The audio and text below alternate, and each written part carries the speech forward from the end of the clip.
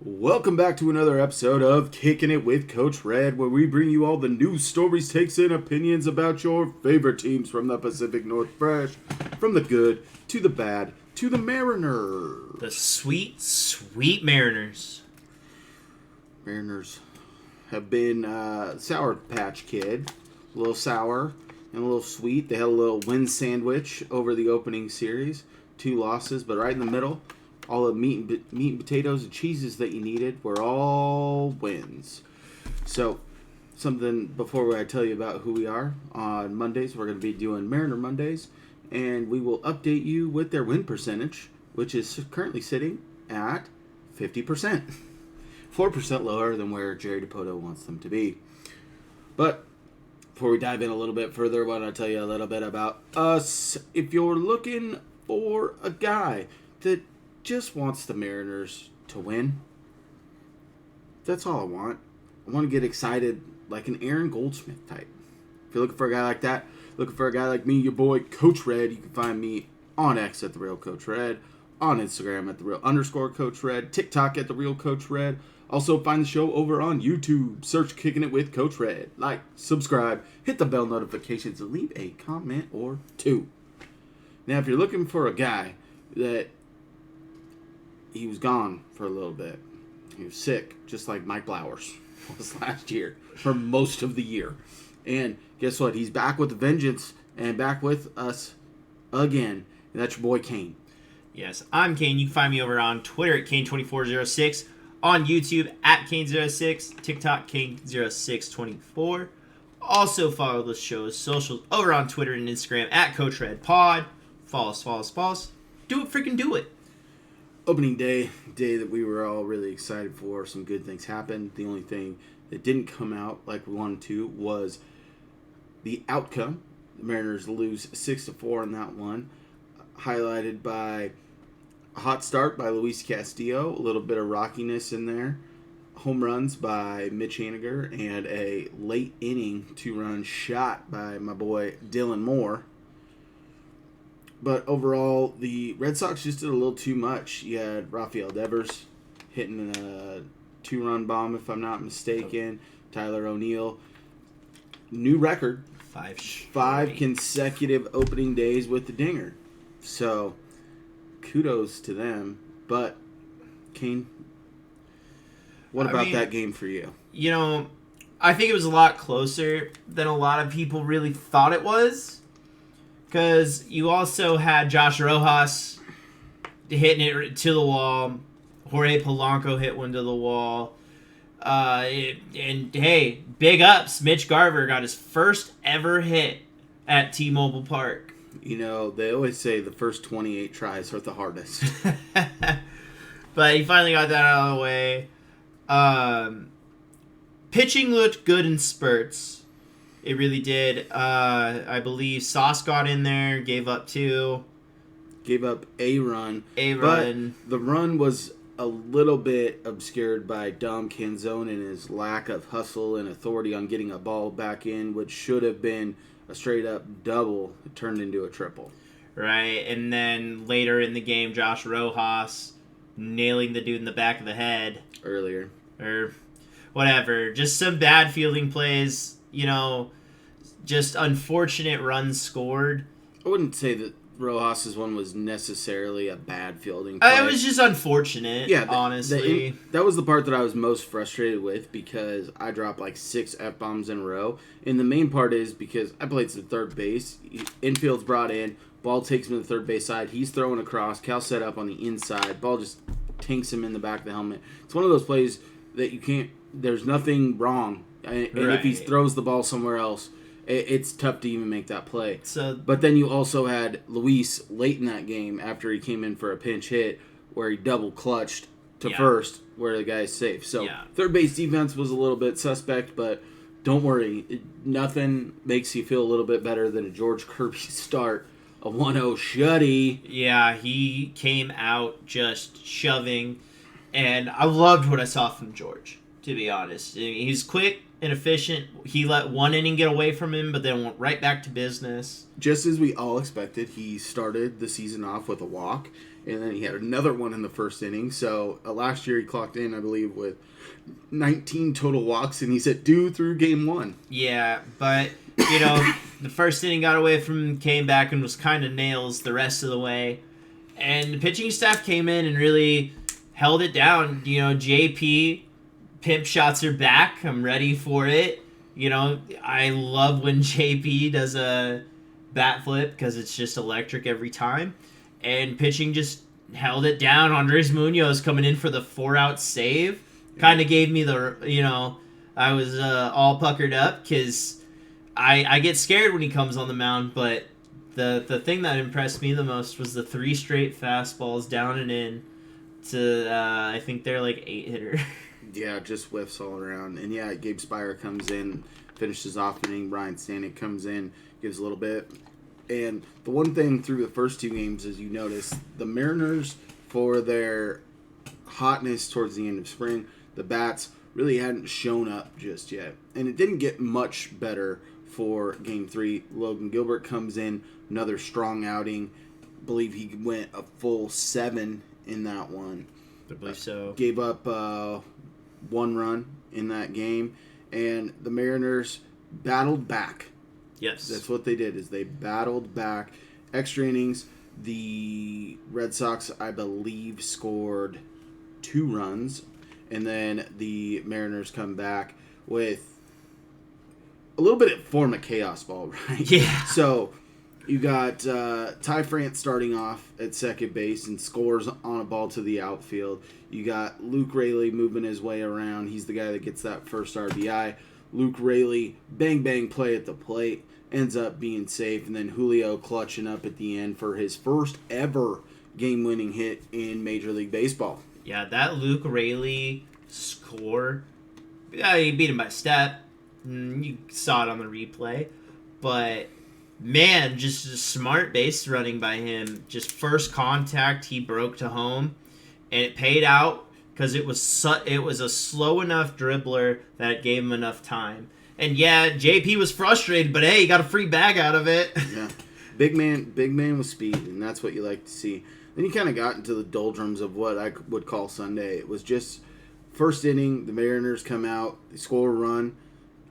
Or no, second inning, I believe. Yeah, I think Rojas put like a 14, 15, maybe even 17 hopper up the middle to score Haniger.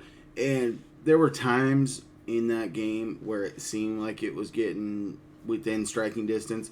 The Mariners just could never get it really going. And it's one of those games that it happens, but we're also facing the Red Sox, who ended last in the AL East. Their starters were the biggest question mark going into the season, and the Mariners made them look very good. Yeah, so in opening weekend, I believe the Mariners also set a record for most strikeouts in opening weekend. Cutting them down. 35, I believe. Trade away the strikeouts and then get a few more back. It's interest, right? We got a little bit of interest on the strikeouts early on, but it's a new week, starting off, new series with Cleveland, currently playing right now. That's why if you see our eyes dart away, it's because we're watching the game at the same time. Right. Then we also follow this up. I believe after this, we've got first road trip going to Milwaukee. All right. So for the upcoming week, Kane, I'm going to steal this from Mariners pregame, but they call him the picks to click, and I think I might just want to pick Julio Rodriguez for the catch he just made. He almost went full Griffey. He did take a chunk out of the outfield, catching that one up the wall and straight away center field out there by the pen. But Kane, who is your pick to click for this week? So I'm kind of torn on mine. It's very tough because on one hand there's Mitch Haniger, and he's done great to start the year, what it seems like. You notice the difference. And then on the other hand, you have Julio. I think I'm going to go with Julio because you really need him to... He started off a little slow again. I know it's only 4 games, but you know, he got the clutch walk-off, which was awesome, but then besides that, I believe it was a double. Mm-hmm. And I think he got one more yesterday on Sunday. So he's sitting at 3 hits. I need him to hit his first home run and to kind of get the energy going. And I think that he's going to be a big big advantage in this series against Cleveland, because you don't have the guys that are throwing super gas stuff. I mean, Tristan McKenzie tops out, I think, at 96. Shane Bieber, he tops out at like 95. You know, they don't throw hard. So I just need him to kind of lock in and have a good series. So he's my guy that's going to jump off the charts this week. Yeah. I've got a few guys in mind. One guy that I'm not going to pick, but I want to give out big props because it's another guy that just keeps producing, not all the time, but when you needed it, and which has been more often than not over the course of that first 4 games, even though he only played in 3 of them. Josh Rojas is sitting at a crispy 500 batting average and coming in when you need a runner on base, when you need a clutch hit. Yeah. So, big ups to Josh Rojas, but give me Ty France. Ty France is coming out. He's 4 hits right now. 4 hits. I believe he's got a double in there. He's just finding holes. And what you're really going to need for this team is production from the bottom of the lineup. Roll over to those top guys. Yep. Because once you can get that bottom half rolling, that's when you're really going to see this team come together a little bit more. They've got pieces, especially when you're bumping Ty France that far down. Josh Rojas, Luis Urias is down there. Luke Rayleigh's coming on a little bit. Dom Canzone's been back down there, who had a hot spring but started off a little bit slow. But go ahead and give me Ty France, because I think that he is piecing this thing together a little bit better and a little bit quicker at the start of the regular season than most anticipated. Not me, because I love me some Ty France, and I think that this is that bounce back season for him. I don't think he's struck out very much. No, I think he's got 2 maybe so yeah, far. And he's putting the ball in play, which is something that you couldn't really say last year. It was either strikeout, a single, you know, not very much else in on there. So, you know, to see just kind of a step forward that he's taking is great. I mean, 4 hits isn't ideal in the starting weekend. You kind of want more than that, but with this team not hitting very well, him and Mitch Haniger are leading the team in hits right now. So it's something you like to see. It's progression. Yeah, the other thing that I want to point out, welcome back Mitch Garver. The injury concerns that we had with him were quickly dashed because he was available for opening day and then not available the next 3. But he is back in the lineup today, and we are happy to see him. Dude, love me some Garv sauce, dude.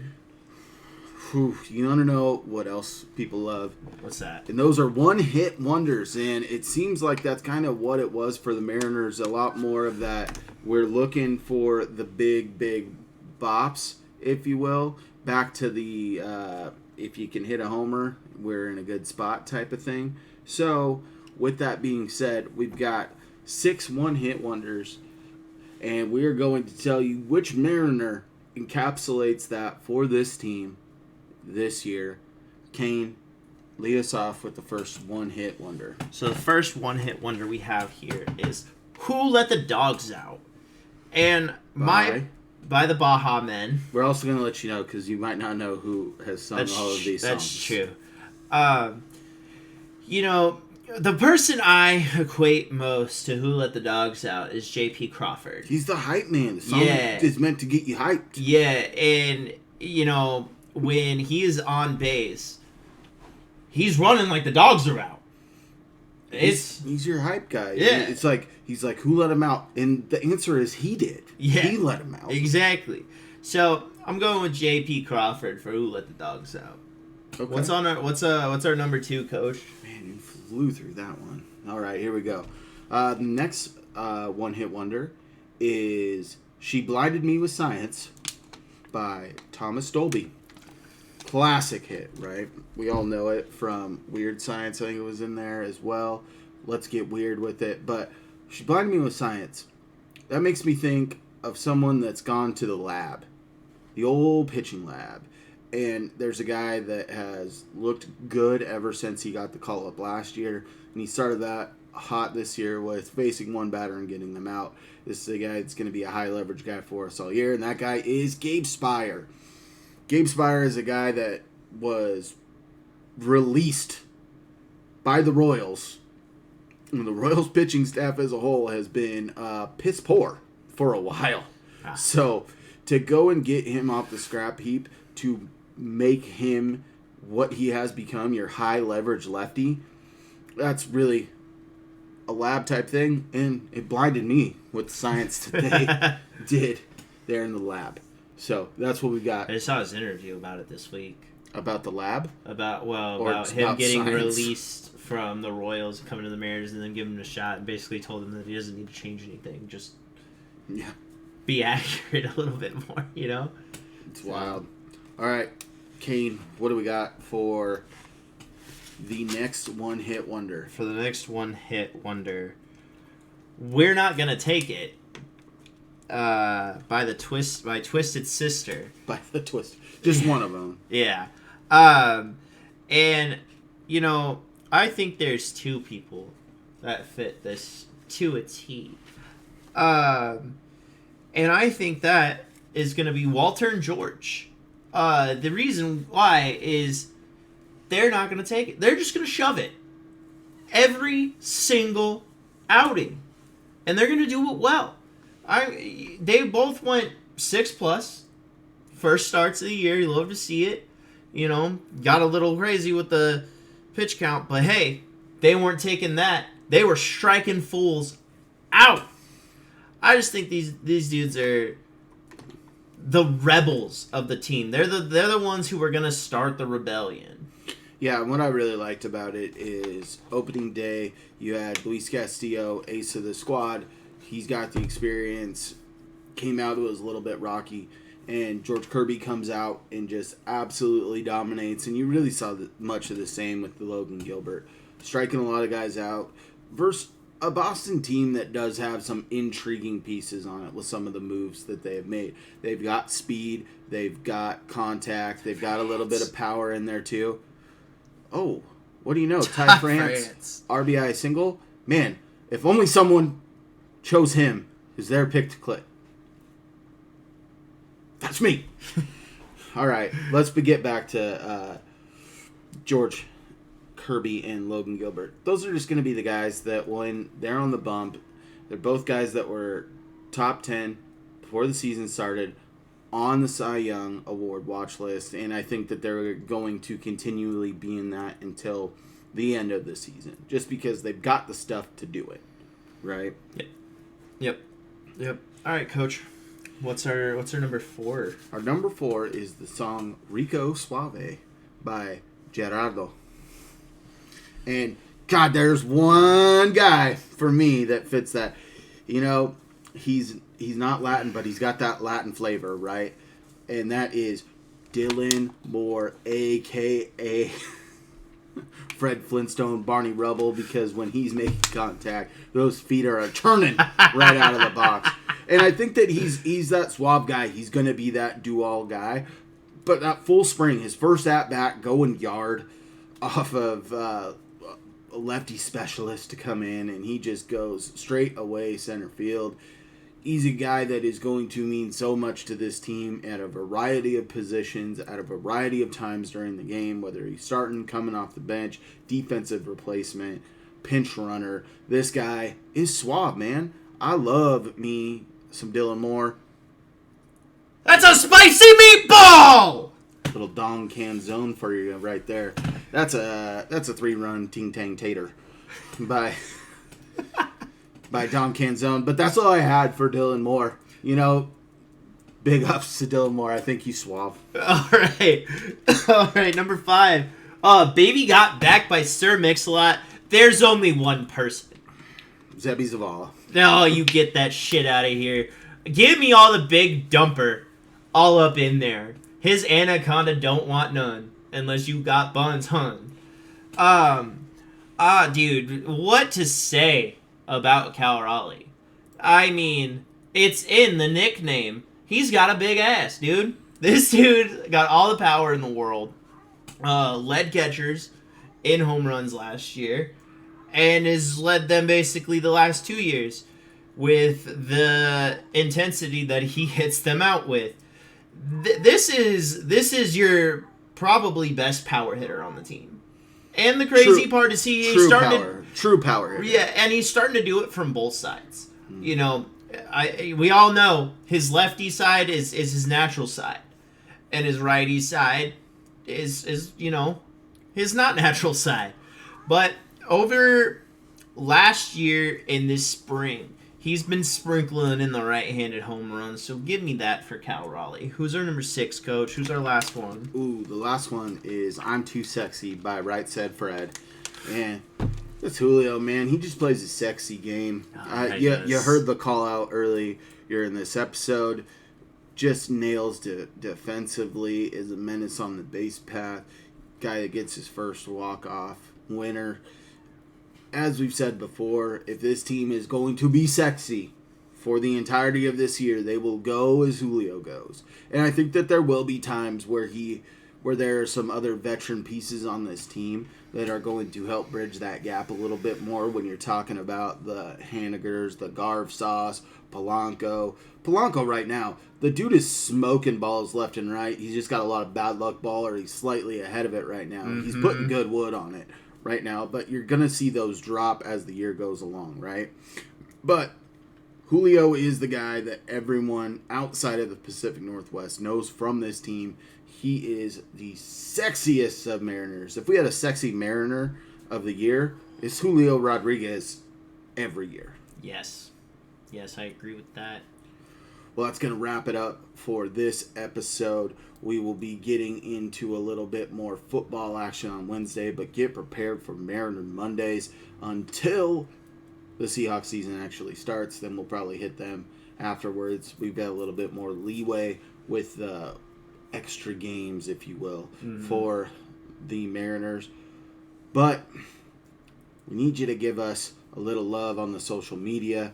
Find me, your boy, Coach Red, on X at The Real Coach Red, on Instagram at @TheReal_Coach Red, TikTok at The Real Coach Red. Also, find the show over on YouTube. Search Kicking It with Coach Red. Like, subscribe, hit the bell notifications, and leave a comment or two. Kane, where you at?